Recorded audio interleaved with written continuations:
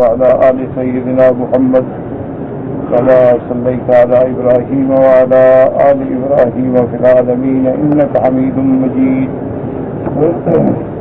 أعوذ بالله من الشيطان الرجيم. بسم الله الرحمن الرحيم. ولقد أخذناهم بالعذاب فما استكانوا لربهم وما يتضرعون حتى إذا فتحنا عليهم بابا ذا عذاب شديد إذا هم فيه مبلسون. وهو الذي أنشأ لكم السمع والأبصار والأفئدة قليلا ما تشكرون. وهو الذي ذرأكم في الأرض وإليه تحشرون. وهو الذي يحيي ويميت وله اختلاف الليل والنهار أفلا تعقلون. بل قالوا مثل ما قال الأولون قالوا أإذا متنا وكنا ترابا وعظاما أإنا لمبعوثون. لقد وعدنا نحن وآباؤنا هذا من قبل إن هذا إلا أساطير الأولين. قال المؤلف والمفسر رحمه الله تعالى أدام النفع بعلومه وعلومكم في الدارين آمين إلى أن قال وقوله حتى إذا فتحنا عليهم بابا ذا عذاب شديد إذا هم فيه مبلسون أي حتى إذا جاءهم أمر الله وجاءتهم الساعة بغتة فأخذهم من عذاب الله ما لم يكونوا يحتسبون فعند ذلك أبلسوا من كل خير وأيسوا من كل راحة وانقطعت آمالهم ورجاؤهم. اب مفسر رحمۃ اللہ علیہ قرآن مقدس کی ان آیات مبارکہ کی تشریح بیان فرماتے ہیں کہ اللہ نے فرمایا کہ جب ان کو اذا جاءہم امر اللہ، جب اللہ کا حکم آ پہنچا یعنی قیامت آ گئی، کہ دنیا میں تو انہوں نے انبیاء علیہم السلام کی دعوت پر بھی لبیک نہ کہا، اور انبیاء علیہم السلام نے جو ان کو اللہ کے قرآن کی آیات سنائیں ان پر بھی ایمان نہ لائے، اور وہ انذار کے باوجود بھی اللہ کے عذاب کے آگے نہ جھکے. لیکن جب قیامت کا عذاب آیا، اور وہ آئے گا بھی اچانک، کیونکہ قیامت کا علم جو ہے وہ اللہ نے کسی کو نہیں دیا ہے. قیامت کا آنا جو ہے وہ حق ہے. قیامت کی علامات جو ہیں وہ حضور صلی اللہ علیہ وسلم نے بیان فرمائی، حتیٰ کہ آپ نے فرمایا وہ استوانا والصفات کہاتین، آپ نے فرمایا کہ میں اور قیامت اس طرح قریب ہیں جیسے یہ دو انگلیاں قریب ہیں، کیونکہ حضور آخری نبی ہیں اور آپ کے بعد نبوت ختم. تو معنی یہ ہے کہ حضور کی بعثت جو ہے وہ بھی گویا علامات ہے قیامت میں. تو لیکن جو قیامت کی خاص گھڑی ہے کہ کب ہوگی، کس وقت ہوگی، وہ اللہ کے سوا کوئی نہیں جانتا. ان اللہ عنده علم الساعہ، قیامت کا علم جو ہے صرف اللہ کی ذات. اس لیے پوچھا گیا یسألونک عن الساعۃ، قیامت کے بارے میں پوچھا جاتا ہے. اللہ نے فرمایا میرا محبوب ان کو جواب دے دے قل انما علمها عند اللہ، اللہ کے پاس علم ہے، وہ کسی کو علم نہیں. تو اسی طرح جیسے کہ ہے کہ خمس لا یعلمہن الا اللہ، 5 چیزیں ہیں جن کا علم اللہ کے سوا کسی کو نہیں. ان اللہ عنده علم الساعة وينزل الغیث ويعلم ما في الارحام وما تدری نفس ماذا تکسب غدا وما تدری نفس بأي ارض تموت. اللہ نے فرمایا کہ جب ان کافروں کو قیامت میں پکڑا، اب قیامت تو پکڑے گی، لیکن چونکہ اللہ کے علم میں ہے تو اس لیے اللہ تبارک و تعالی جو چیزیں ہو گئی ہیں یا آئندہ ہوگی ان کے بارے میں بھی خبر دے رہے ہیں. فأخذهم من عذاب اللہ، اللہ کے عذاب نے ان کو پکڑا جس طرف سے ان کو گمان بھی نہیں تھا، خیال بھی نہیں تھا. فَإِنَّ ذَلِكَ أُبْلِسُوا مِنْ كُلِّ خَيْرٍ، اب جب قیامت آئے گی تو اب یہ ہر بھلائی سے محروم ہو جائیں گے اور ہر رحمت اور راحت سے یہ نا امید ہو جائیں گے کہ بھی اب ہمارے لیے کوئی راستہ نہیں۔ وَانْقَطَعَتْ آمَالُهُمْ وَرَجَاؤُهُمْ، ان کی امیدیں اور ان کی جو تمنائیں تھیں وہ ختم ہو جائیں گی، تو پھر اس کے بعد اگر مانے تو کیا فائدہ ہوگا۔ ثم ذكر تعالى نعمه على عباده بأن جعل لهم السمع والأبصار والأفئدة وهي العقول والفهوم والتي يذكرون بها الأشياء ويعتبرون بما في القول من الآيات الدالة على وحدانية الله وَأَنَّهُ الْفَاعِلُ الْمُخْتَارُ لِمَا يَشَاءُ۔ اب اللہ اپنی نعمتوں کا ذکر فرماتی ہیں کہ میں نے تو اپنے بندوں کو قوت سامعہ باصرہ اور عقل عطا فرمائی، میں نے ان کو عقول دیے، میں نے افہام دیے تاکہ میں چیزوں کو دیکھیں، پہچانیں، میری نشانیوں پر غور کریں، تدبر کریں اور میری وحدانیت کو مانیں، لیکن یہ ساری نعمتیں دینے کے باوجود بھی انہوں نے غور نہیں کیا۔ اللہ نے یہ نعمتیں ہمیں اسی لیے دی تھی، اللہ نے جو ہمیں آنکھیں دی ہیں، کان دیے ہیں، دماغ دیا ہے، عقل دیا ہے، دل دیا ہے، تو ہم غور کریں، تدبر کریں اللہ کی نشانی۔ لیکن کافروں کا حال یہ ہے کہ لہم قلوب لا یفقہون بہا ولہم اعین لا یبصرون بہا وَلَهُمْ آذَانٌ لَا يَسْمَعُونَ بِهَا۔ اللہ نے فرمایا ہم نے ان کو دل دیے لیکن یہ سمجھتے نہیں، ہم نے ان کو کان دیے لیکن یہ سن کے قبول نہیں کرتے، ہم نے ان کو آنکھیں دی ہیں لیکن یہ دیکھنے کے بعد اللہ کی آیات کو تسلیم نہیں کرتے۔ تو اب ان کی مثال ایسے ہیں، اولئک کالانعام بل هم اضل۔ اللہ نے فرمایا ان کی مثال ایسی ہے جیسے جانور، بلکہ یہ تو جانوروں سے بھی گم کرتا رہا ہے۔ آپ دیکھیں کہ ایک جانور ہے، بلی ہے، کتا ہے، وہ بھی اپنے مالک کے مکان کو پہچانتا ہے، وہ بھی اپنے مالک کی آواز کو پہچانتا ہے۔ یہ کیسے بدبخت ہیں کہ اللہ کے حکم کو نہیں پہچانتے، اللہ کی آیات کو نہیں پہچانتے، اور وہ آیات جو سارے کون میں آفاق میں دلالت کر رہی ہیں کہ ہمارے بنانے والا کوئی، کہ آسمانوں پہ نظر ڈالو، زمینوں پہ نظر ڈالو۔ اس لیے اللہ نے فرمایا فَلَا يَنظُرُونَ إِلَى الْإِبِلِ كَيْفَ خُلِقَتْ وَإِلَى السَّمَاءِ كَيْفَ رُفِعَتْ وَإِلَى الْجِبَالِ كَيْفَ نُصِبَتْ وَإِلَى الْأَرْضِ كَيْفَ سُطِحَتْ۔ اللہ نے فرمایا کیا غور نہیں کرتے یہ اونٹ میں کہ ہم نے اس کو کیسا عجیب الخلقت پیدا کیا ہے؟ یہ غور نہیں کرتے آسمانوں پہ ہم نے کیسا بلند کیا آسمانوں کو؟ یہ غور نہیں کرتے پہاڑوں کو کہ کیسے ہم نے زمین پہ جما دیا؟ یہ زمین میں غور نہیں کرتے کہ کیسے تیرے لیے اللہ نے زمین کو بچھا دیا ہے؟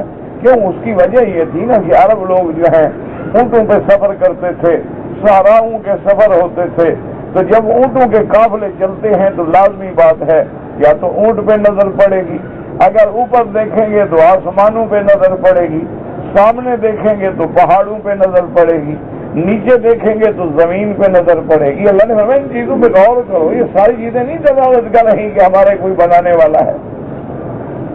وَقَوْلُهُ قَلِيلًا مَا تَشْكُرُونَ أَيْ مَا أَقَلَّ شُكْرُكُمْ لِلَّهِ عَلَى مَا أَنْعَمَ بِهِ عَلَيْكُمْ۔ کیا تم نے یہی شکر کیا اللہ کی نعمتوں کا جو اللہ نے تم پر نعمتیں عطا فرمائی؟ اصل یاد رکھیں کہ لوگوں نے سمجھا ہے کہ شکر کا معنی یہ ہوتا ہے کہ ہم زبان سے کہہ دیں کہ اللہ تیرا شکر، اللہ تیرا لاکھ لاکھ شکر ہے، بس شکر ہو گیا۔ یہ شکر نہیں ہوتا۔ سب سے پہلے شکر ہے ایمان۔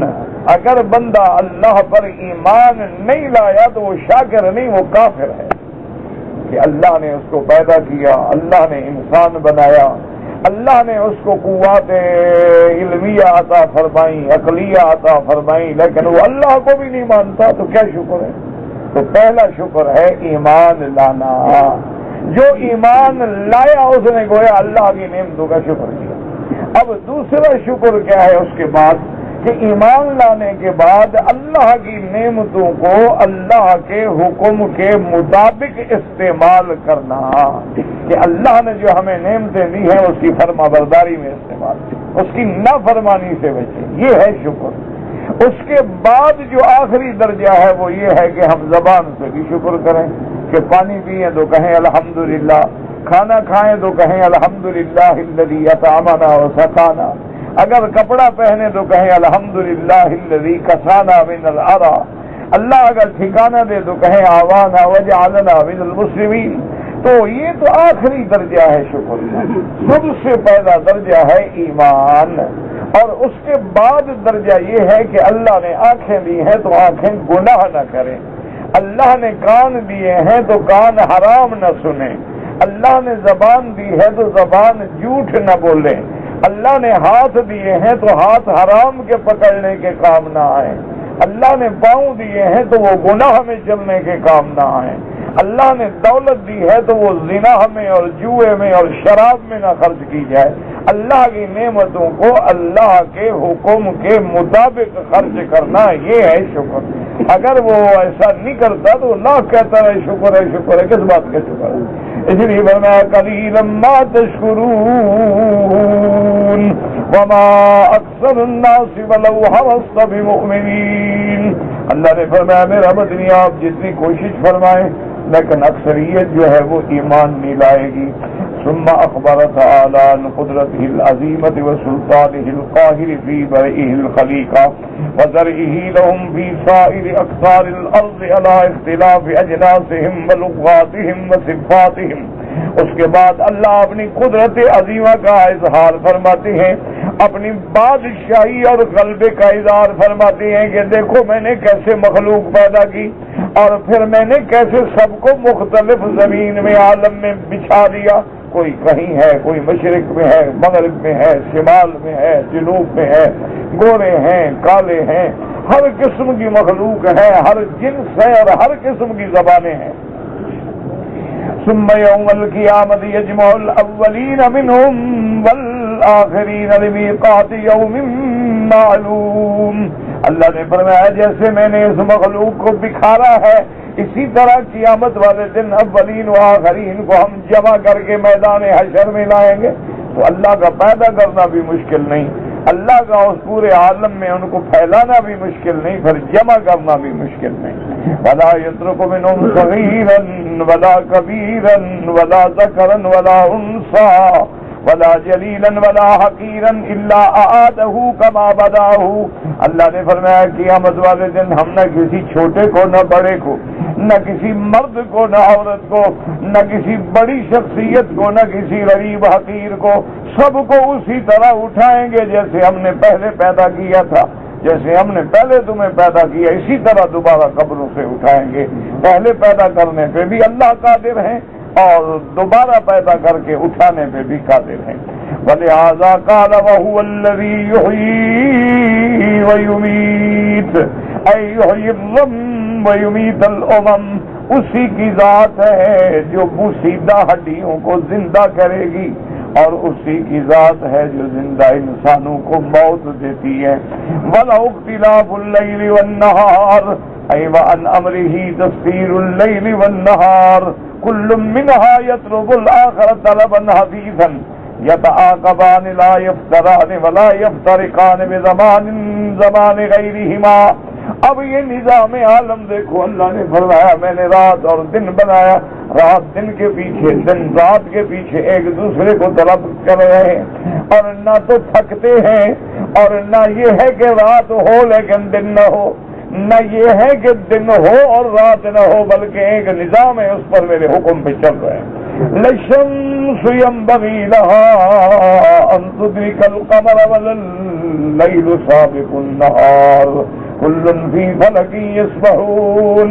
ہر چیز جو ہے اپنے نظام میں اپنے مدار کے اندر پھر رہی ہے اور چکر لگا رہی، پر میں غور نہیں کرتی فَلَا تَعْقِلُونَ کہ رات دن تمہارے اوپر گزر رہی ہے، سورج چاند دیکھ رہے ہو، آسمان دیکھ رہے ہو، ساری نشانیاں دیکھ رہے ہو، پھر غور نہیں کرتے ہو، میری وحدانیت کو نہیں پہچانتے ہو۔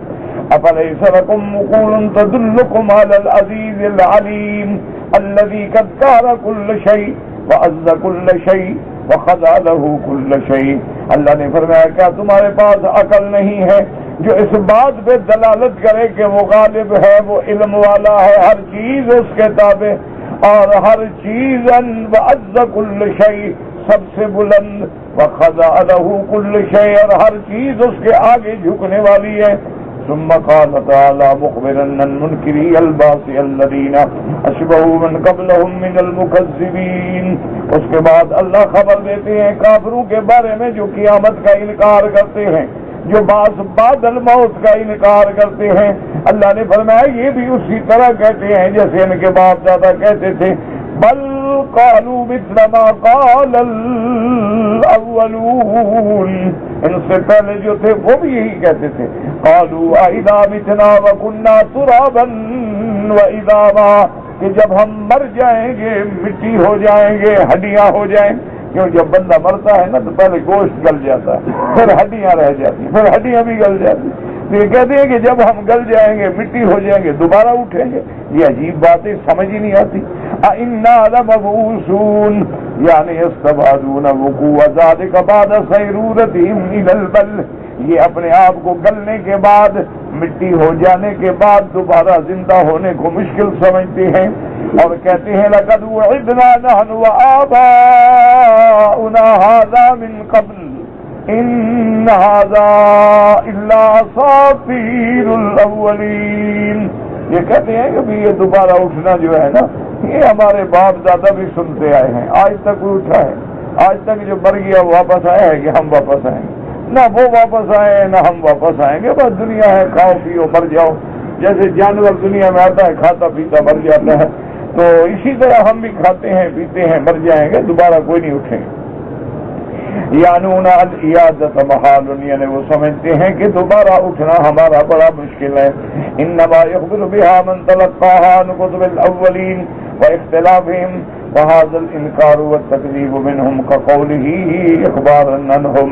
یہ جو ایک دوسرے سے سنتے تھے وہی بات کہہ رہے ہیں.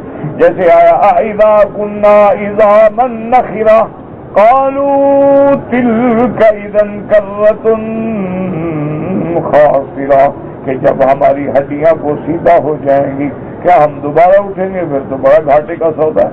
اللہ نے فرمایا تمہارا دوبارہ اٹھنا مشکل کیا ہے. فإنما هي زجرة واحدة فإذا هم بالساهرة، صرف ایک آواز، ایک جھڑک، ایک چیخ اور سارے میدان میں کھڑے ہو گئے. مشکل کیا ہے اللہ تبارک و تعالیٰ تو صرف حکم دیں گے اور ملک جو ہے وہ صرف سور پھونکیں گے اور ساری مخلوق کھڑی ہو جائے گی.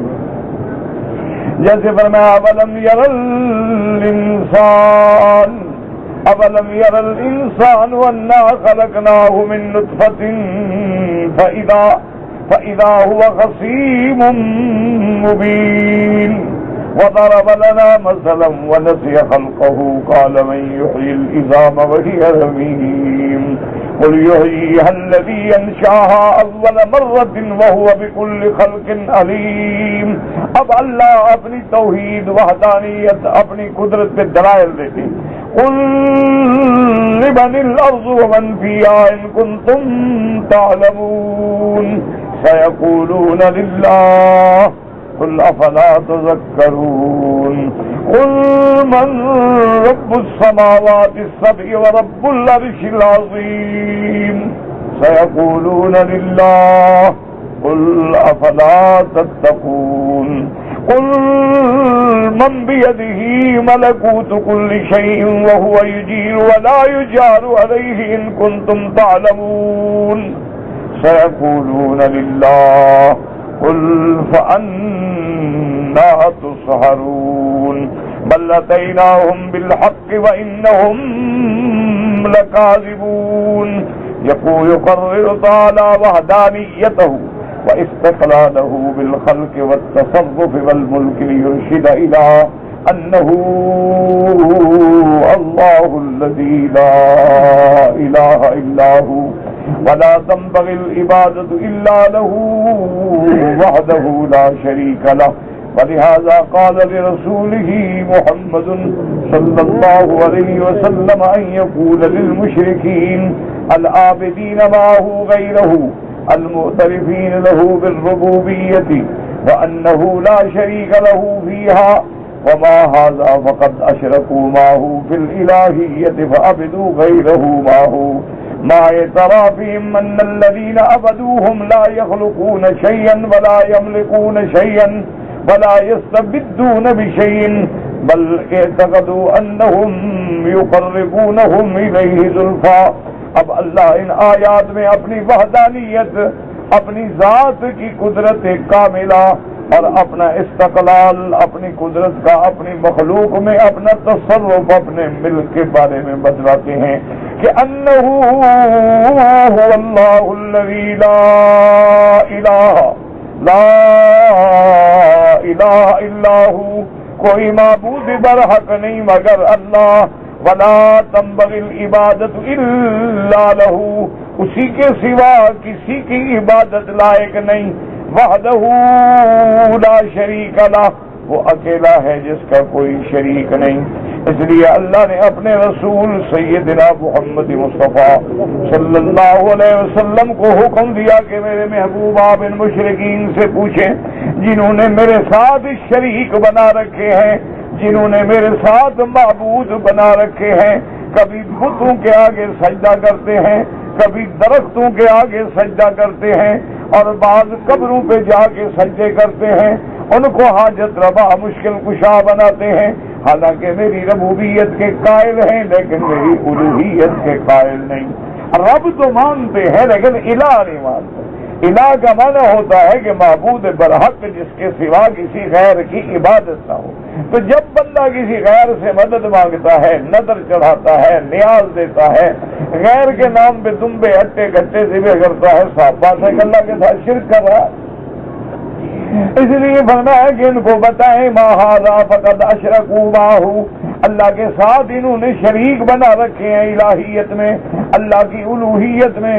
کیا مانا فعبدوا غیرہ معہ، اللہ کی عبادت بھی کرتے ہیں لیکن غیروں کا سجدہ بھی دیتے ہیں، اللہ کو بھی پکارتے ہیں لیکن غیروں کو بھی پکارتے ہیں، اللہ کو بھی حاجت روا سمجھتے ہیں لیکن غیروں کو بھی حاجت روا سمجھتے ہیں، اور اس کے بعد ان کی عبادت کرتے ہیں حالانکہ یہ بھی جانتے ہیں کہ جن کی ہم عبادت کر رہے ہیں لا یخلقون شیئا، وہ مکھی بھی نہیں پیدا کر سکتے، ولا یملکون شیئا، کسی چیز کے وہ مالک بھی نہیں، کسی چیز کو بھی وہ مٹا نہیں سکتے، بل اعتقدوا انہم یقربونہم الیہ زلفا، بلکہ ان کا عقیدہ یہ ہے کہ یہ جو ہمارے آلیہ ہیں ان کی سفارش جو ہے ہمیں اللہ کا قرب نصیب کر دے گی.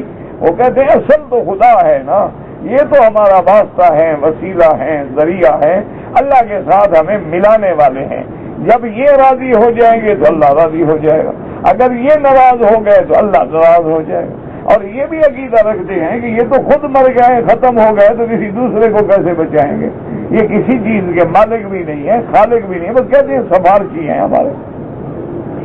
جیسے قرآن کہتا ہے ما نعبدہم الا لیقربونا الی اللہ زلفا، ہم ان کی عبادت اس لیے کرتے ہیں کہ یہ اللہ کے ہمیں قریب کریں. اللہ نے فرمایا اچھا یہ بتاؤ قل لمن الارض ومن فیہا ان کنتم تعلمون، بتاؤ جو کچھ کے زمینوں میں ہے کس کا ہے، کون اس کا مالک ہے؟ اور کوئی جواب ہی نہیں، جواب بھی یہی ہے سیقولون للہ، سب یہی جواب دیتے ہیں کہ ہے تو اللہ کا. اللہ نے فرمایا یہ مانتے ہو تو پھر ڈرتے نہیں ہو، پھر میرے ساتھ شریک کیوں بناتے ہو؟ جب سب میرا ہے، ملک میرا ہے، مخلوق میری ہے، مملوک میرے ہیں، عبید میرے ہیں، تو پھر غیروں کو تم نے کیسے شریک بنا رکھا؟ اس لیے فرماتے ہیں قل لمن الارض ومن فیہا، ای من مالکہ الذی خلقہا، کون اس کا مالک ہے؟ ومن خلق ومن فیہا من الحیوانات والنباتات والثمرات وسائر صنوف المخلوقات، اور زمین میں جتنے حیوان ہیں، سبزیاں ہیں، معدنیات ہیں، پہاڑ ہیں، جتنی چیزیں ہیں، سب کا مالک کون ہے؟ ان کو اگر جانتے ہو تو بتاؤ، کوئی اور مالک ہے تو دکھاؤ نا جو کہے کہ یہ زمین میں نے بنائی ہے، یہ اللہ نے بنائی. یہ جو جانور ہیں نا یہ تو بنائے ہیں اللہ نے اور یہ ہم نے بنائے ہیں، کوئی تو دکھاؤ نا، کوئی تو دکھا۔ اللہ فرماتا ہے کہ جن کے آگے تم جا کے سجدہ کرتے ان کو کہو ایک مکھی تو بنائے۔ اللہ اکبر۔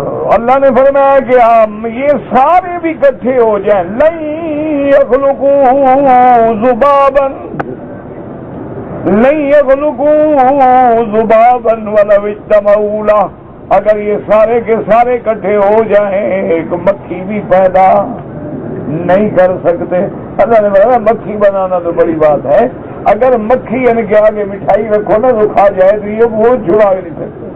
اگر تم ان کو عطر لگا دو اور ان کی جا کے اوپر عطر کی شیشیاں ڈیل دو اور مکھیاں بیٹھ کے عطر چوس لیں گے تو ان کو پکڑ کے نہیں روک سکتے کہ ہمارا عطر خراب نہ کرو۔ یہ تو ایک مکھی سے چیز لینے پہ قادر نہیں ہے، تمہیں کیسے نفع پہنچا سکتے؟ اسی لیے فرماتے ہیں کہ بتاؤ کہ ان ساری مخلوقوں کا ان کنتم تعلمون، جواب اللہ فرمائیں گے کیوں، اور جواب ہی کوئی نہیں، سیقولون للہ ای فیعترفون لک بأن ذلک للہ وحدہ لا شریک لہ، اقرار کرتے ہیں کہ ان سب کا مالک خالق اللہ کی ذات ہے۔ اللہ نے فرمایا اگر ایسا ہے تو افلا تذکرون، کیوں نصیحت نہیں پکڑتے ہو، کیوں غیروں کی عبادت کرتے ہو؟ انہ لا تنبغی العبادت الا للخالق الرازق لا لغیرہ، عبادت اسی کی ہوتی ہے جو خالق ہے، جو رازق ہے۔ اور اس کے بعد فرمانے قل من رب السماوات السبع ورب العرش العظیم، اچھا یہ بتاؤ آسمانوں کا پیدا کرنے والا کون ہے، عرش عظیم کا مالک کون ہے؟ ایمن ہوا خالق العالم العلوی، آسمان زمین یہ ستارے، بما فیہا من الکواکب النیرات والملائکہ والخاضعین له فی سائر الاقطار منہا والجہاد، ان ستاروں کے پیدا کرنے والا، آسمانوں میں ملائکہ کے پیدا کرنے والا کون ہے؟ ومن هو رب العرش العظیم، عرش عظیم کا رب کون ہے؟ یعنی الذی هو سقف المخلوقات، ساری مخلوقات کی چھت جو ہے وہ عرش ہے، وہ آسمانوں سے بھی اونچا ہے۔ کما جاء فی الحدیث الذی رواہ ابو داؤد عن رسول اللہ صلی اللہ علیہ وسلم انه قال شان الله اعظم من ذلك ان عرشه ولا سماواته هكذا واشار بيده مثل القبة، فرمایا کہ گویا کہ عرش جو ہے قبے کی طرح آسمانوں کے بھی اوپر چھایا ہوا ہے۔ وفي الحديث الآخر ما السماوات السبع والأرضون السبع وما بينهن وما فيهن في الكرسي إلا كحلقة ملقاة بأرض فلاة، اللہ نے فرمایا کہ تمام آسمان اور زمینیں کرسی کے مقابلے پہ ایسے ہیں جیسے کوئی کڑا میدان میں ڈالا جائے۔ فرمایا وَإِنَّ الْكُرْسِي بِمَا فِيهِ بِالنِّسْبَةِ إِلَى الْعَرْشِ كَتِلْكَ الْحَلْقَةِ فِي تِلْكَ الْفَلَاةِ، اور کرسی عرش کے سامنے ایسی ہے جیسے کوئی ایک حلقہ زمین میں ڈال دے، وہ کتنی جگہ روکے گا؟ وَلِهَذَا قَالَ بَعْضُ السَّلَفِ إِنَّ مَسَافَةَ مَا بَيْنَ قَطْرَيْ الْعَرْشِ مِنْ جَانِبٍ الى جانب مسیرت 50,000 سنہ، اس لیے بعض سلف فرماتی ہیں کہ اللہ کا جو عرش ہے اس کے ایک کنارے سے دوسرے کنارے تک کا سفر جو ہے 50,000 سال کا ہے۔ وارتفاعها من الارض السابعة مسیرت 50,000 سنہ، اور 7ویں آسمان سے اتنا اونچا ہے کہ اس کا سفر جو ہے 50,000 سال کا ہے۔ وقال الضحاک عن ابن عباس انما سمی عرشا لارتفاعہ، کہ اس کو عرش کیوں کہا جاتا ہے کہ وہ سب سے اونچا ہے، اور اللہ کی ذات پاک جو ہے عرش پہ ہے جیسے اس کی شان کو زیبا ہے۔ الرحمن علی العرش استوى، لیکن یاد رکھیں کیفیت میں بحث نہیں کریں گے، ہمارا ایمان ہے لیکن کما یلیق بشانہ تبارک و تعالی، واللہ اعلم۔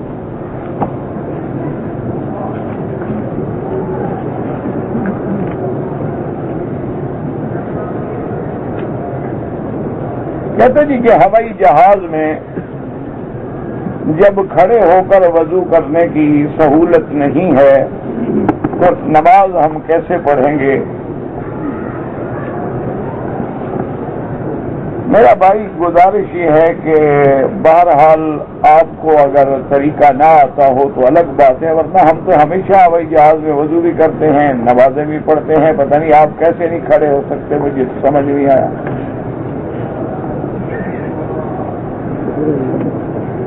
بڑے آرام سے آدمی وضو کر لے اور گلاس بھر کے کموڈ پہ پاؤں رکھ کے دھو لے، کوئی مشکل ہی نہیں، کوئی مسئلہ ہی، کیا تکلیف؟ بہرحال یہ کوئی مسئلہ نہیں۔ لیکن اگر تم نہ پڑھ سکو ہوائی جہاز پہ تو زمین پہ اتر کے پھر قضا پڑھنی ہو، لیکن ہوائی جہاز میں نماز پڑھنا مسئلہ کوئی نہیں۔ اگر حالت ہم سفر میں ہیں تو دو نمازیں اکٹھی پڑھی جا سکتی ہیں۔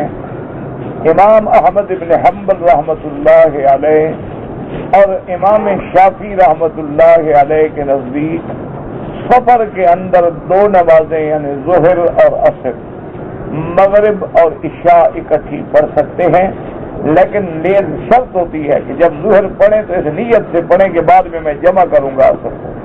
اگر یہ نیت نہ ہو پھر جمع نہیں کر سکتے آپ۔ اسی طرح جب مغرب پڑھیں گے تو نیت ہو کہ میں عشاء کو جمع کروں گا، مغرب پڑھ کے پھر عشاء اکٹھی پڑھ سکتے ہیں۔ امام ابو حنیفہ رحمۃ اللہ علیہ اس مسئلے میں فرماتے ہیں کہ جمع حقیقی جو ہے وہ صرف عرفات اور مزدلفہ میں ہے، اس کے علاوہ سفر میں جمع حقیقی تو نہیں ہے، البتہ جمع سوری ہے۔ سوری کا کیا معنی؟ یعنی دیکھنے میں تو دونوں ملی ہوئی نظرتی ہیں، لیکن ہر نماز اپنے وقت میں ہے کہ ظہر میں دیر کر دیں، اور اب مثال کے طور پر آج کل پڑھے تو عصر کا اول وقت شروع ہو جائے گا، تو اس میں آپ پڑھ لیں تو دونوں نمازیں گویا اکٹھی بھی ہو گئی اور اپنے اپنے وقت میں ہو گئی۔ ایک نماز آپ نے آخر وقت میں پڑھی اور ایک نماز آپ نے اول وقت میں پڑھی۔ اور امام صاحب بھی اپنی طرف سے نہیں کہتے، یاد رکھو، کوئی امام بھی اپنی طرف سے بات نہیں کہتا، امام صاحبان صرف فرمان رسول کو سمجھاتے ہیں، اس سے مسائل کا استنباط کرتے ہیں۔ اللہ تمام ائمہ کی قبروں پہ کروڑوں رحمتیں فرمائے۔ یہ لوگوں کے ایک دماغ میں ہوتا ہے کہ دیکھو جی جب حدیث موجود ہے تو امام کی کیا ضرورت ہے، تو جب قرآن موجود ہے تو پھر حدیث کی کیا ضرورت ہے؟ یہ کوئی عقل کی بات ہے؟ یہ تو جاہلوں والی باتیں ہیں لوگوں کے دماغ کو خراب کرنے کے لیے۔ اور جی حدیث موجود ہے، حضور کا فرمان موجود ہے، ہم نے حضور کا کلمہ پڑھا ہے، تو قرآن تو اللہ نے قرآن نازل کیا ہے، بس ٹھیک ہے، بس جب قرآن موجود ہے اللہ کہتے ہیں کہ قرآن واتبعوا النور الذی انزل معہ، جو ہم نے آپ کے ساتھ اتارا ہے اسی کی اتباع کرو، یعنی باقی سب چھوڑ دو۔ یہ حالت اللہ کے قرآن کو سمجھنے کے لیے ہم محتاج ہیں حدیث رسول اللہ صلی اللہ علیہ وسلم، اور حدیث رسول کو سمجھنے کے لیے ہم محتاج ہیں صحابہ کے، اس کے بعد ائمہ مجتہدین کے۔ وہ ہمیں بتائیں گے کہ یہ فرمان حضور نے کس حالات میں کب حکم دیا تھا۔ جب تک وہ شان نزول، اسباب نزول، وہ واقعہ سامنے نہیں آئے گا ہمیں بات سمجھ ہی نہیں آئے گی۔ اس لیے ائمہ کرام جو ہیں، یاد رکھو، یہ لوگوں کی جہالت ہوتی ہے، اور جی 4 مذہب بن گئے، کوئی 4 مذہب نہیں بنے، دین ایک ہے اور دین اسلام ہے۔ اس کا ماخذ کیا ہے؟ کتاب اللہ، سنت رسول اللہ، اجماع اور قیاس، تب مسائل جا کے سمجھ آئیں۔ اگر ان 4 چیزوں پر آدمی کا اعتقاد ہی نہ ہو تو مسائل سمجھ نہیں آ سکتے۔ اچھا، پھر کہتے ہیں جی قیاس تو شیطان نے کیا تھا، تو قیاس مذموم بھی ہوتا ہے، قیاس محمود بھی ہوتا ہے۔ شیطان نے جو قیاس کیا تھا وہ مذموم تھا، اور ہم جس قیاس کی بات کرتے ہیں وہ قیاس محمود ہے۔ اس کی ایک آسان مثال سمجھ لیں کہ حضور کے زمانے میں بلڈ جو ہے نہیں لگایا جاتا تھا، کسی بندے کو خون کی ضرورت ہو، اس کو خون کیسے دیا جائے؟ اس دور میں نہ لیبارٹری تھی، نہ کوئی ٹیسٹ کرنے کا طریقہ تھا، نہ خون دینے کا طریقہ تھا، بس وہ یہ ہوتا تھا، کوشش کرتے تھے کہ خون بند ہو جائے، ہو گیا بندہ مر گیا۔ اب یہ چیزیں آئی ہیں حضور کے، صحابہ کے، تابعین کے دور کے بعد، تو اب اس اچھا اور مسئلہ بھی معمولی نہیں ہے، لوگوں کی جان بچانے کا مسئلہ ہے۔ ایک آدمی ہے زخمی ہو گیا، اس کو خون کی ضرورت ہے، آپ کہیں جی ٹھہرو میں مولوی سے مسئلہ پوچھ لوں، بندہ مر جائے آپ مسئلہ پوچھتے رہیں، تو اس کے لیے اب ائمہ کرام نے کیا کیا؟ اجتہاد کیا، اور اجتہاد میں اس مسئلے کو قیاس کیا کہ بھائی اگر چھوٹا بچہ ہے اس کو دوسری ماں کا دودھ پلانا جائز ہے یا ناجائز ہے؟ ماں بیمار ہو گئی، بچے کو دودھ نہیں پلا سکتی، تو کوئی اور عورت پلائے تو جائز ہے کہ نہیں ہے؟ تو دودھ پلانا دوسری ماں کا اگر جائز ہے تو خون بھی تو دودھ سے بنتا ہے، خوراک سے بنتا ہے، تو جیسے دودھ نقل ہو سکتا ہے خون بھی نقل ہو سکتا ہے۔ علماء نے فتویٰ دے دیا، فتویٰ قرآن کے مطابق ہے، ان کے گھر کے نکلا ہوا ہے۔ اسی لیے اب حضور کے زمانے میں کوئی شرابی پیتا تھا شراب تو 40 بیت مارتے تھے۔ اچھا وہ بیت بھی کیا ہوتا تھا؟ جس کے ہاتھ میں چھڑی ہوتی چھڑی مار دیتا، جس کے ہاتھ میں لکڑی ہوتی لکڑی مار دیتا، اچھا کسی کے ہاتھ میں کچھ نہ ہو تو وہ اپنا کپڑے کو لپیٹ کے وہ کپڑا مار دیتا۔ اس طرح وہ 40 پورا کر لیتے تھے۔ کیوں؟ وجہ یہ تھی کہ وہ خیر القرون کا دور تھا۔ جس بندے کو وہ 40 بھی اس قسم کے بیت لگ جاتے تھے وہ اتنا بے عزت ہو جاتا تھا کہ وہ تو اپنی موت مر جاتا تھا۔ یہ دیکھو وہ آدمی اس کو شراب کی حد لگی ہے، اس کا جینا مشکل ہو جاتا تھا۔ وہ اتنا ذلیل ہو جاتا تھا معاشرے میں کہ اس کے لیے یہ بڑی سزا تھی۔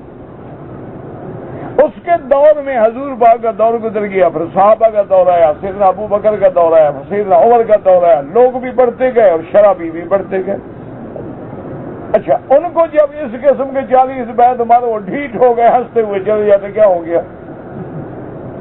جیسے آج کل ہمارے ہاں جو چور ہیں ڈاکو ہیں، سارا دن تھانے دار ان کو لٹکا کے مار مار کے مٹی کر دے، جب فارغ ہوں گے نہا دھو کے کپڑے پہن کے اکڑ کے پھر چل رہے ہیں، پرواہ ہی کوئی۔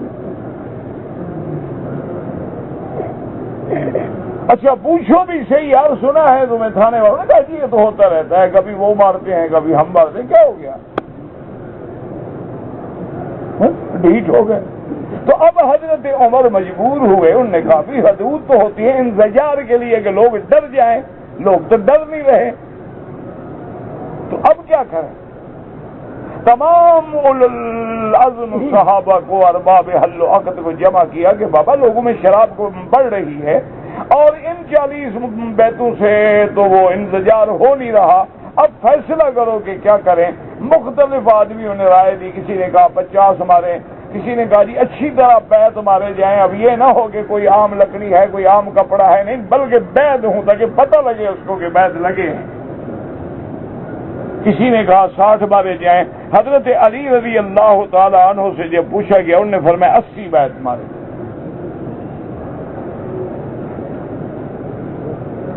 تو حضرت عمر رضی اللہ تعالی عنہ نے فرمایا کہ یا علی امیر المؤمنین، آپ نے فرمایا 80 بیت مارے جائیں، تو اس پر آپ کا استنباط اور دلیل کیا ہے؟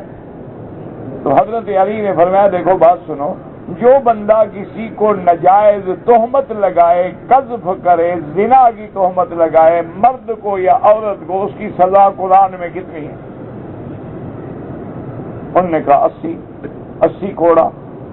تو آپ نے فرمایا کہ من شاربا ساکارا، جو بندہ شراب پیے گا نشہ ہوگا، ومن ساکارا ہزا، جب نشہ ہوگا تو اول فول بکے گا، بکواس کرے گا، جو منہ میں آئے گا گندگی نکالتا رہے گا، تو اس کی بھی تو وہی سزا ہو نا جو اول فول بکنے والے کی سزا ہے۔ تو حضرت عمر نے کہا بھی ٹھیک۔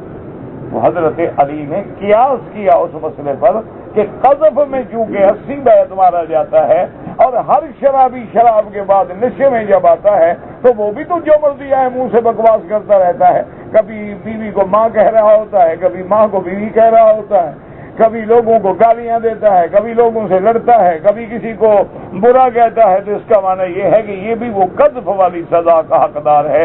تو انہوں نے قیاس کیا۔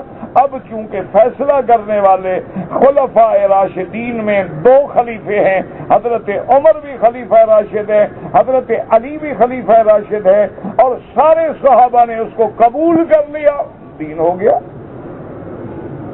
اس لیے ہمیشہ سمجھا کریں، یہ ہمارے لوگوں کا خیال ہوتا ہے۔ اور دیکھو جی امام ابو حنیفہ یہ کہتے ہیں، حضور پاک نے تو جمع کی ہے۔ اسی طرح ایک حدیث میں ہے، حضور سفر فرما رہے تھے، صحابہ نے عرض کیا کہ یا رسول اللہ الصلاۃ، نماز ظہر کا وقت ہو گیا حضور۔ آپ نے فرمایا ہاں مجھے بھی پتا ہے کہ وقت ہو گیا، لیکن الصلاۃ امامکم، چلو چلو سفر جاری رکھو، آگے جا کے نماز پڑھیں گے۔ صحابہ کہتے ہیں پھر دیر ہو گئی۔ جب دیر ہو گئی تو ہم نے دوبارہ جا کے یاد دلایا، ہم نے کہا حضور کافی دیر ہو گئی، الصلاۃ یا رسول اللہ، ہم نے الصلاۃ امامکم، آگے چلو۔ تو صحابہ کہتے ہیں پھر ہم چپ ہو گئے۔ اب حضور جو فرماتے ہیں ابھی نہیں، ابھی سفر جاری رکھو، آگے چلو، تو پھر کافی دیر ہو گئی۔ اب ہم ڈر رہے ہیں کہ کہیں ظہر کا وقت نہ نکل جائے، پھر ہم نماز کے طرف تھی، ہم پھر گئے الصلاۃ یا رسول اللہ، اب الصلاۃ امامکم، اور آگے چلو، مجھے نہیں پتا ہے نماز کا۔ صحابہ کہتے ہیں ہم چلتے گئے، کیا مانا کہ ظہر میں اتنی دیر کر دی کہ حضور نے ظہر کو آخر وقت میں آ کے ادا کیا، اور جب سلام پھیر کے فارغ ہوئے تو اثر اول وقت میں پڑھ لی۔ امام صاحب بھی اس حدیث سے استدلال کرتے ہیں، اپنے گھر سے نہیں کہتے، اور کوئی امام بھی اپنے گھر سے نہیں کہتا، اس کے سامنے حدیث رسول اللہ ہوتی ہے۔ صرف فرق یہ ہوتا ہے کہ افہام کا اللہ نے جو فہم دی ہے، جو عقل دیا ہے، اس میں اختلاف ہو سکتا ہے۔ اس لیے ہمیشہ یاد رکھیں۔ تو بہرحال حنفی مسلک میں تو یہ ہے کہ جمع کر سکتا ہے، لیکن اس طرح باقی ائمہ فرماتے ہیں، امام احمد بن حنبل اور امام شافعی کے ظہر پڑھ کے فوراً اثر پڑھ لے جائے۔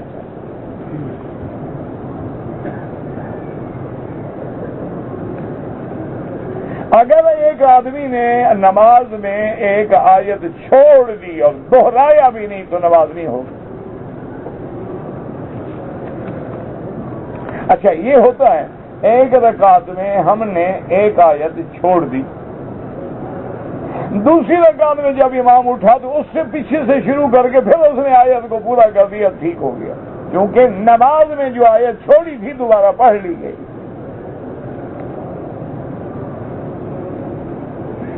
خانہ کعبہ کے سامنے اگر ہم نماز پڑھ رہے ہیں تو نظر کعبے پہ ہو نہیں سجدے کی جگہ پہ ہو، کیونکہ نماز جو ہے یہ بندگی ہے اور عاجزی ہے اور تذلل کا نام ہے، تو حالت نماز میں نظر سجدے کی جگہ پہ ہو اور بعد میں کعبۃ اللہ کو دیکھتے رہیں۔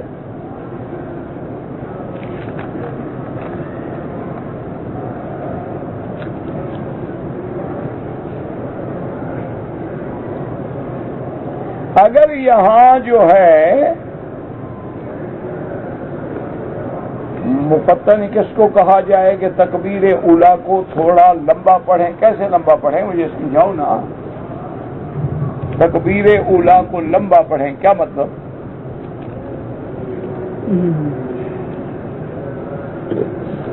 ہمیں سمجھاؤ کہ تکبیر اولیٰ کو کیسے لمبا پڑھیں، یعنی اللہ یہ لمبا کرتے رہیں گے تو نماز ہی نہیں ہوگی کسی کی بھی۔ اور کیا مانا ہے لمبا کرنے کا؟ جی صفیں ہم ٹھیک کر لیں تو تم ہمارا عقل اللہ نے نہیں دیا کہ جب تکبیر ہو رہی ہے تو ہم صفیں ٹھیک کر لیں؟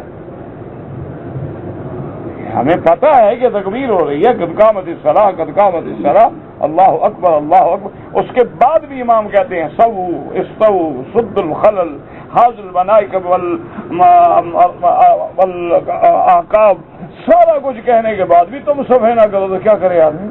کھڑا ہے بس کھڑا ہوا، پیچھے سے آگے کوئی دھکا دے تو تب آگے چلا جائے تو مرضی نہ، کھڑا ہے بس کھڑا ہے، اس کا کیا علاج؟ نماز پڑھ کے سلام پھیریں گے وہی اللہ اکبر، اللہ کے بندے طواف کی جگہ ہے، ابھی طواف والے لوگ آ جائیں گے، تم کیسے نماز پڑھ رہے ہو؟ جتنے تیرے آگے بندے گزریں گے سب کا گناہ تمہاری گردن پہ ہوگا کہ تم نے راستہ روک دیا۔ نماز پڑھ لی ہے، جگہ خالی کرو، پیچھے جا کے آرام سے سنتیں پڑھو. یہ عقل ہمیں ہونی چاہیے. یہ ہر کام جو ہے وہ مؤذن لمبا کرے یا امام لمبا کرے، تم کیا کرو آخر؟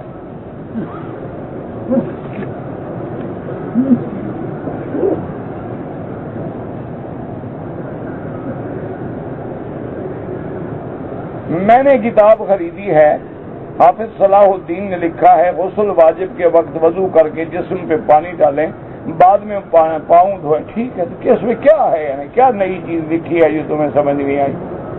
یہی تو ہے نا غسل کا طریقہ کہ آدمی استنجا کرے، پھر نماز کا وضو کرے، اس کے بعد پورے بدن پہ پانی بہا دے. اگر نیچے جگہ پاک نہیں ہے تو جب غسل سے فارغ ہو جائے تو پھر پاؤں دھو لے. اگر نیچے ایسی جگہ ہے کہ پانی چلا جا رہا ہے تو پھر علیحدہ پاؤں دھونے کی ضرورت بھی نہیں ہے. کلی اور ناک میں پانی ڈالنے کا لکھا ہی نہیں ہے. جب وضو لکھا ہے تو وضو کیا ہوتا ہے؟ یار کیا ہے؟ خدا کا خوف کرو. انہوں نے لکھا ہے نا وضو کر کے سارے جسم پہ پانی بہائے. تو وضو میں کلی نہ ہوتی ہے کہ نہیں ہوتی؟ ناک میں پانی ہوتا ہے کہ جب لفظ وضو آ گیا تو اندھے ہو آگے خود سمجھ لو. بڑی غلطی پکڑی ہے مولوی صاحب بیچارے کی. کیا کرے آپ؟ بس ان کا کام ہی یہی ہے کہ مولویوں کے عیب ڈھونڈو بس.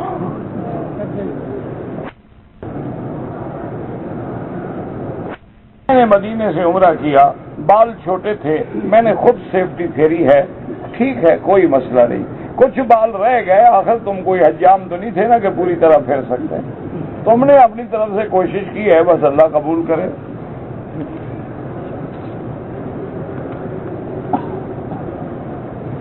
ملک میں ایک عالم صاحب کہتے ہیں کہ مردوں کے لیے پتھر کی انگوٹھی پہننا فیروزہ نیلم حرام ہے.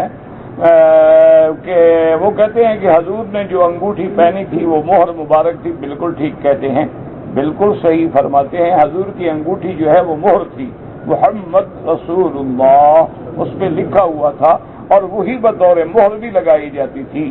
لیکن ایک حدیث میں آتا ہے کہ فسہ حبشی، کہ آپ کا نگینہ جو تھا وہ حبشے کا تھا. تو معنی یہ ہے کہ کبھی وہ بھی پہنی ہے کبھی وہ بھی پہنی ہے، لہذا پتھر پہننا کوئی حرام نہیں. لیکن اگر پتھروں کو نفع نقصان کا مالک سمجھے تو کفر ہے. جیسے لوگوں کا عقیدہ ہے نا جی فیروزہ پہنوں گا تو برباد ہو جاؤں گا، اور اگر میں نیلم پہنوں گا تو بالکل دنیا دولت میرے تابع ہو جائے گی، ہیرا پہنوں گا تو میں بڑا آدمی بن جاؤں گا، اور فلاں پہنوں گا تو یہ ہو جائے گا. اگر یہ عقیدہ رکھے تو حرام ہے، کفر ہے.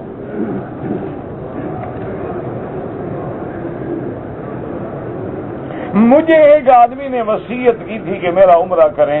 ٹھیک ہے پھر کرو. احرام کی حالت میں نے غسل کیا ہے صابن کے ساتھ. اگر صابن خوشبو والا ہے اور سارے بدن پہ تم نے استعمال کیا ہے، اگر امیر آدمی ہو اللہ نے پیسے دیے ہیں تو ایک بکری دم دے دو، اور غریب آدمی ہو تو صدقہ کر لو کہ گنجائش ہے کہ پانی بہا کے فوراً دھو ڈالا ہے نا تم نے. لیکن اگر پیسے دے اللہ تو شک میں نہ رکھو اپنے عمرے کو، ایک بکری دم ادا کر دو.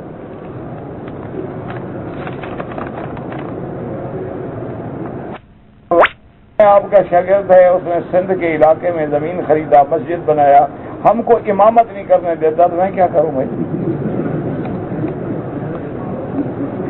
اس کا میں کیا کروں؟ مسجد تو بن گئی نا، تم کسی اور جگہ نماز پڑھاتے ہو، کیا فرق پڑتا ہے یار؟ چھوڑو، مسجد تو بتانے دو نا. تمہیں امام نہ بنا تو مسجد توڑ دیں. مسجد ہے ٹھیک ہے، اس بیچارے کا تمہارے ساتھ کوئی اختلاف ہوگا، کوئی جھگڑا ہوگا، یا تمہارے کسی مسئلے پر اختلاف ہوگا اس کو، تو کوئی جھگڑا نہ کرو اس کو. ٹھیک ہے بابا، جس کو امام بناتے ہو بناؤ. میں 40 نماز پڑھے، واپسی پہ عمرہ کیا. میں نبی کریم صلی اللہ علیہ وسلم کی نیت سے عمرہ کیا. انشاءاللہ سب جائز ہے. غائبانہ نماز جنازہ ہو سکتا ہے، ہاں. امام احمد بن حنبل رحمۃ اللہ علیہ اور امام شافعی رحمۃ اللہ علیہ کے نزدیک ہو سکتا ہے. امام ابو حنیفہ رحمۃ اللہ علیہ فرماتے ہیں کہ نہیں. ہر چیز میں قسم کھانا ٹھیک ہے؟ بالکل نہیں. کوئی مجبوری ہو، ضرورت ہو، ورنہ بلا وجہ کیوں قسم کھائے؟ میرے والد کا انتقال ہو گیا، اللہ مغفرت فرمائے. والدہ بیمار ہیں، اللہ شفا فرمائے. بیوی کے فرما بردار ہونے کا کوئی طریقہ بتائیں. ہماری بیوی ہماری فرما بردار نہیں تو تمہیں کیا بتائیں؟ بابا یہ اللہ کا امتحان ہے، عذاب ہے. بس اللہ سے دعا مانگو، اللہ حال پہ رحم کرے. ہم تو صبر کر لیتے ہیں کہ ان کی نافرمانی کی وجہ سے اگر اللہ ہمیں جنت دے دے تو کیا گھاٹا ہے؟ ہاں جی، کیا اس میں کیا نقصان ہے؟ مرزا مظہر جان جانا رحمت اللہ علیہ اللہ کے بڑے ولی گزرے ہیں. ان کی بیوی جو تھی نا بڑی منہ پھٹ تھی، بڑی بد زبان تھی. ایک دن ایک پٹھان شاگرد کو بھیجا کہ چائے لے آؤ. وہ بیچارہ چلا گیا. اس نے کہا بی بی صاحب بھی حضرت صاحب چائے مانگتا ہے. بی بی صاحب نے حضرت کو بھی 500 گالی دی اور چائے والے کو بھی 500 گالی دی. اچھا آگے وہ پٹھان آدمی، پٹھان آپ جانتے ہیں پٹھان بلوچ تو پاگل ہوتے ہیں بیچارے، تو وہ جناب لال سرخ انگارا ہو کے چائے لے کے تو آ گیا، لیکن بڑا سرخ ہوا ہو. تو حضرت نے پوچھا بھائی کیا ہو گیا؟ انہوں نے کہا استاد یہ تمہارا بی بی ہے، خدا کا قسم میرا بی بی ہوتا نا ابھی گولی مارتا. یہ بکواس کرتا ہے، ہمارے شیخ کو گالی دیتا ہے، ہمارے پیر کو گالی دیتا ہے. ایسا بی بی کو خدا کے لیے طلاق دو، چھوڑو اس کو، میں تم کو اپنا بیٹی دے گا. تو حضرت مسکرائے، فرمایا اچھا بھائی چلو بڑا اچھا مشورہ دیا تم نے. اچھا آپ نے فرمایا دیکھو میری بیوی ہے بد زبان، میں جب طلاق دوں گا تو کسی اور کے گلے پڑے گی، تو اپنے گلے سے مصیبت نکال کے کسی بھائی کے گلے میں ڈالنا یہ بھی تو شریعت اجازت نہیں دیتی نا. دوسری بات یہ انہوں نے کہا پٹھان صاحب اللہ کے ہاں میرا یہ مرتبہ دیکھ رہے ہو، اسی بد زبان کی وجہ سے تو خدا نے مجھے اونچا کیا ہے. یہ مجھے گالیاں بکتی ہیں، میں صبر کرتا ہوں، اللہ مجھے بدلہ دیتا ہے. تو اس کو میں گھر سے نکال دوں؟ یہ تو میرے سارے رب درجات کا ذریعہ یہ ہے. تو اب یہ باتیں پٹھان کو تو سمجھ نہیں آ سکتی تھی. اور میں نے کہا بس شیخ استاد جانے تمہارا کام جانے، ہمارا بی بی ہوتا میں اس کو سمجھا دیتا. 60 آنے کا گولی لگتا، بس السلام علیکم، بات ختم، خود جہنم میں جاتا.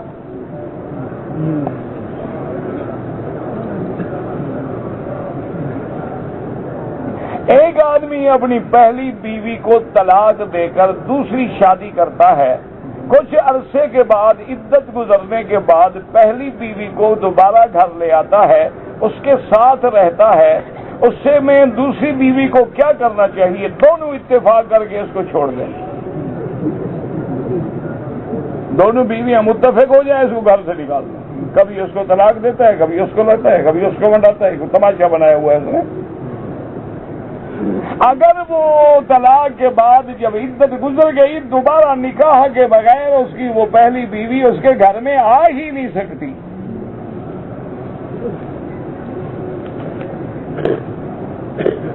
امام کے پیچھے فاتحہ پڑھیں، حنفی ہے تو نہ پڑھیں، شافعی ہے تو پڑھا کریں.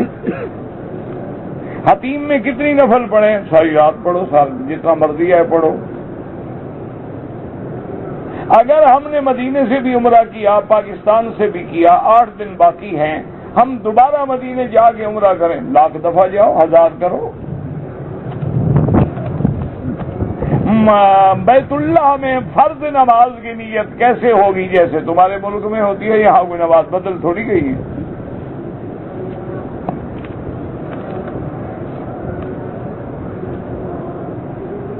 اگر کسی نے زنا کیا تو اس کی 50 سال کی عبادت ختم ہو جاتی ہے؟ نہیں، توبہ کرو اللہ معاف کر دیں گے. لیکن توبہ کا معنی یہ ہے کہ آئندہ وہ گناہ نہ کرے. یہ توبہ نہیں ہوتی کہ توبہ من اللہ شام کو پھر شروع.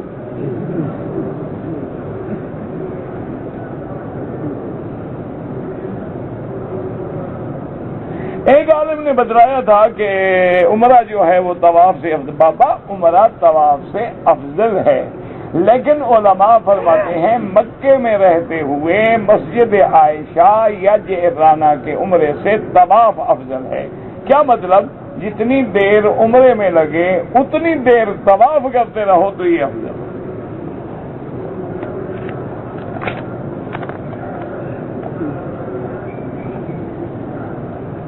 کہتے ہیں جی کہ شوہر کی آمدنی کم ہے، بیوی خرچہ زیادہ مانگتی ہے، تو یہ شریعت نہیں کہتی کہ چوری کر کے ڈاکہ مار کے بیوی کو دے، اس کو کہ یہی میری آمدنی ہے، قبول کر سکتی ہو ٹھیک ہے، نہیں طلاق لے کے کسی زیادہ آمدنی والے سے نکاح کر لو، تم کوئی غریب ڈھونڈ لو۔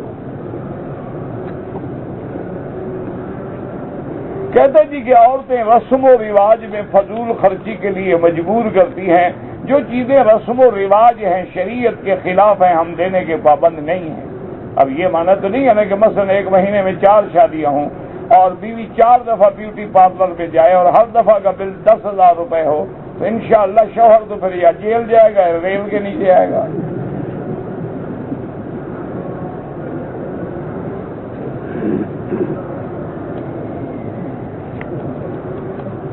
انسان کا حکم ہے کہ جو طاقت ہے اس کے مطابق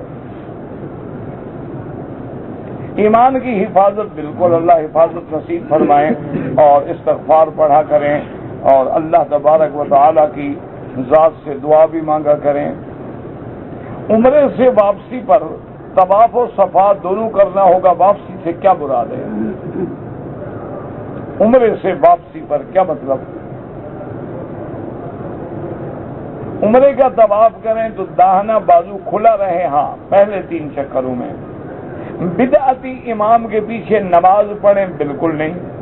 بدعتی کے ساتھ کھانا کھا سکتے ہیں، کھا سکتے ہیں، کھانا تو کافر کے ساتھ بھی کھا سکتے ہیں، لیکن اگر آدمی بدعتی ہے اس کے پیچھے نماز نہ پڑھیں، کیونکہ حضور پاک نے فرمایا ہے من وقر صاحب بدعت فقد اعان علی ہدم الدین، جو آدمی کسی بدعتی کی عزت کرے وہ میرے دین محمد کو گرانے کا ذریعہ ہے۔ تو جب امام بناؤ گے تو اس سے بڑی عزت کوئی ہے؟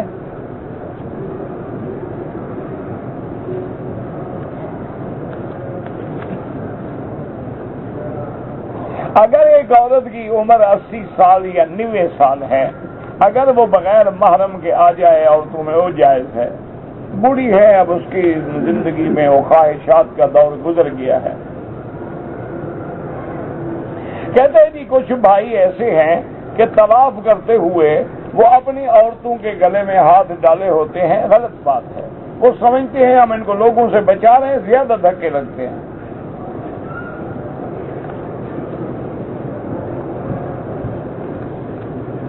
ہمارے دوست پاکستان سے عمرے کے لیے آئے، لیکن انہوں نے احرام نہیں باندھا۔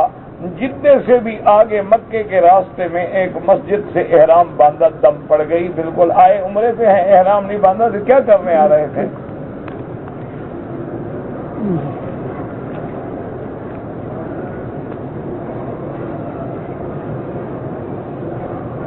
اگر ایک آدمی نے ایک دن عمرہ کیا، بال اس طرح پھروا دیا، دوسرے دن پھر عمرہ کیا، بال نہ بھی ہوں اس طرح پھروائے گا ورنہ دم پڑ جائے گی۔ دعا جب بھی مانگے تو سیدھی اللہ سے ربنا آتنا فی الدنیا حسنۃ وفی الآخرۃ حسنۃ وقنا عذاب النار۔ عرب والے لوگ داڑھی نہیں رکھتے، اللہ ہدایت دے۔ ہم نے کلمہ نبی کا پڑھا ہے، عرب والوں کا تو نہیں پڑھا۔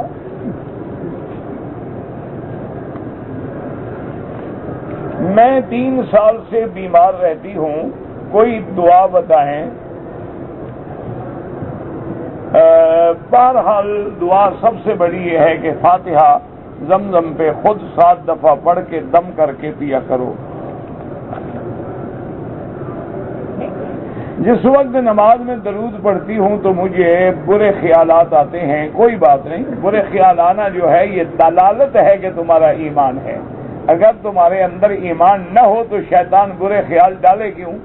یہ تو اچھی بات ہے، کوئی بری بات نہیں ہے، لیکن اس کا علاج علماء نے لکھا ہے کہ مثلا ہم 2 رکعت نفل پڑھ رہے تھے، شیطان نے وسوسے ڈالے تو وہ کہتے ہیں کہ سلام پھر کے اور 2 رکعت شروع کر دو، پھر وسوسے ڈالے پھر اور شروع کر دو، تو آخر وہ تنگ آگے بھاگ جائے۔ وہ کہتے یار میں اس کو چھڑانا چاہتا ہوں، یہ تو اور بڑھتا جا رہا ہے۔ وہ کہتے وسوسے نہ ڈالو تاکہ 2 تو پڑھے 6 تو نہ پڑھے نا۔ ایک طریقہ ہے اس کو دلیل کرنے کا، ویسے وسوسے جب اللہ نے معاف کیے ہیں تو ہمیں فکر کرنے کی ضرورت ہی نہیں۔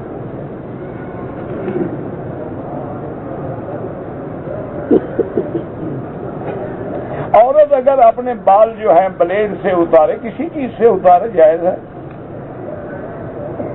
ہم بستری کرنے کے بعد مرد عورت کپڑے بدلیں، بالکل نہیں، کیوں بدلیں؟ اگر کوئی کپڑوں کو کچھ لگا ہے تو دھو ڈالیں۔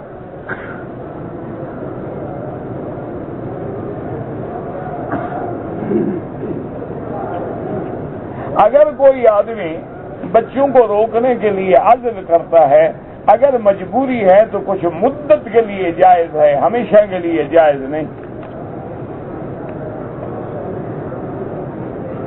کہتے جی کہ رفع یدین کے بارے میں سب کی نمازیں جائز ہیں، بلا وجہ جھگڑوں میں نہ پڑو، جو کرتے ہیں کرنے دو، جو نہیں کرتے ان کے پیچھے ڈنڈے لے کے نہ بھاگو۔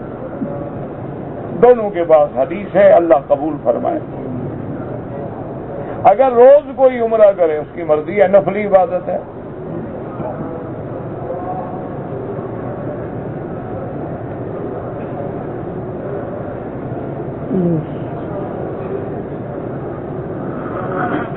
ایک شخص کے 3 بیٹے ہیں، حافظ قرآن ہیں، باپ نے تینوں کی شادی کر دی اور الگ کر دیا، کل جائیداد ایک دکان ایک مکان ہے، دکان فروخت کر دیا، مکان وقف کر دیا، ٹھیک ہے، اس کیا ہے، تو کون سی بڑی جائیداد ہے کہ اب لڑکوں کو فکر ہو گیا ہے، ان کو پڑھایا، شادی کی، سب کچھ کیا، باپ کو معاف کر دو۔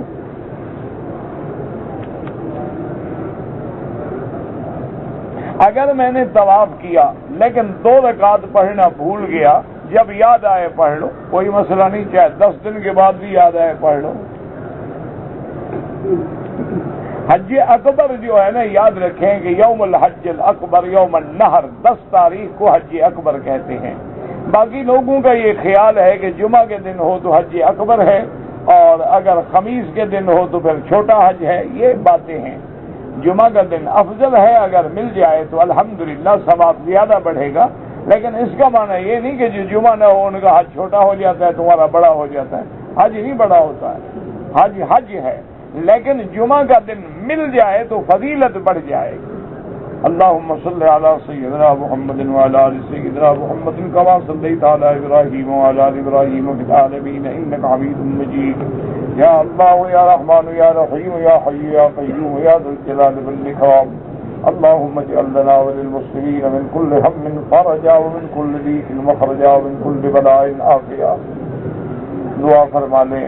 ہمارے بادشاہ ملک فہد بن عبدالعزیز رحمۃ اللہ فوت ہو گئے، اللہ ان کی مغفرت فرمائے، اللہ ان کے درجات بلند فرمائے، اور جو انہوں نے عالم اسلام کے لیے، مساجد کے لیے، حرمین کے لیے خدمات کی ہیں، اللہ قبول فرما لے، اور ان کے بعد آنے والوں کو خدمت دین کی توفیق عطا فرمائے۔ یا اللہ تمام مرنے والوں کی قبروں کو باغ جنت بنا۔ یا اللہ جتنے زندہ ہیں ان کی ہدایت کا فیصلہ فرما۔ یا اللہ بیماروں کو شفا عطا فرما، بے حیاؤں کو حیا عطا فرما، بے دینوں کو دین عطا فرما، بے اولادوں کو اولاد عطا فرما، جن کی اولادیں ہیں ان کو صالح بنا۔ یا اللہ والدین کی آنکھوں کی ٹھنڈک بنا۔ یا اللہ جن کی بیٹیاں ہیں ان کے رشتے اور مستقبل روشن فرما، آسان فرما۔ یا الہ العالمین ہمیں مانگنا بھی نہیں آتا، بغیر مانگے عطا فرما۔ پورے عالم میں ہدایت کی فضا پیدا